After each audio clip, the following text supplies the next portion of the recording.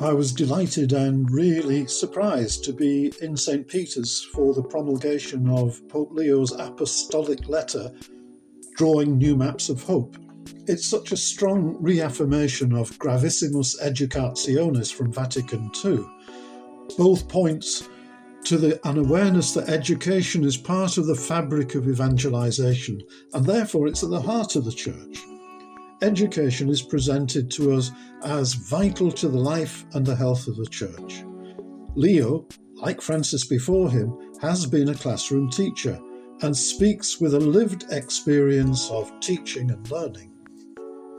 This document is absolutely full of imagery, including things like constellations, lodestars, compasses, seasons, and choreography, to name just a few.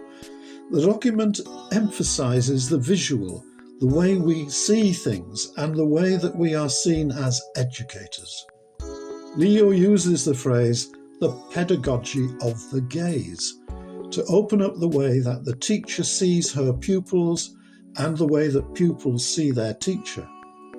This reciprocal gaze in the classroom is the locus of much learning, not only regarding the curriculum and comprehension, but also an opportunity, as Newman says, for heart to speak to heart.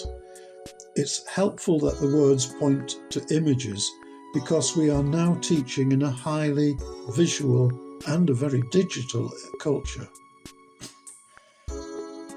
But because opinions are formed rapidly through visual stimulation, those images can also be used to manipulate and be ill-considered. Leo emphasizes in a number of places that the truth has to remain central to all education and that truth is rooted in the gospel. We are reminded that the authentic teacher arouses a deep desire for truth and freedom to read the signs of the times, and opens the student's ear to hear their own inner voice, their inner teacher. Leo presents to us as religious our charisms as maps and constellations that hold opposites in healthy tension. He identifies the charisms as the carriers of an older wisdom from the Greek paideia. Paideia was the secular kind of curriculum in the Greek world. If you translate it into Latin, it becomes humanitas, which gives you an idea that it's about the humanities. It's the broad curriculum and the traditions of education, which us religious, through our charism, can hold together such elements as thinking and doing, compassion and justice, the individual and the community, the body and the spirit, faith and reason.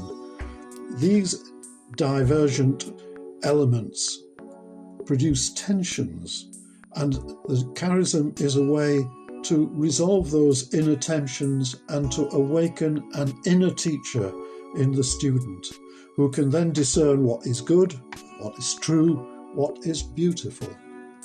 This inner teacher is more than just a personal and subjective opinion, because it resonates with an inner spirit of truth that, according to Augustine and Leo, inhabits the soul of the student.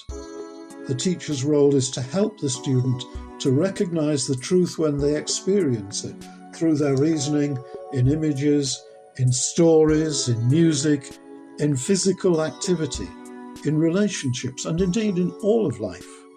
The apostolic letter anticipates increasing opportunities and increasing threats arising from AI developments, and proposes a renewed emphasis on gospel truth in education, a truth that will emerge from a balanced and broad education rather than just a narrow curriculum based on preparation for working life that is always in constant change.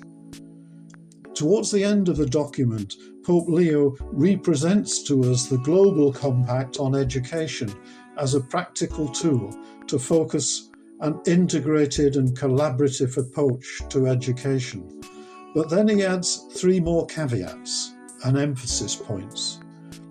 The first is a focus on the interior life, with space for conversation, for development of conscience. Then the second, a focus on discernment in the use of technology, putting people before algorithms and emphasizing environmental intelligence. And finally, he asks us to develop a reconciling language, a disarming way of talking that reduces violence and builds bridges and not walls. Theo describes education as a labour of love handed down from one generation to another to mend the torn fabric of relationships. What a wonderful way to finish.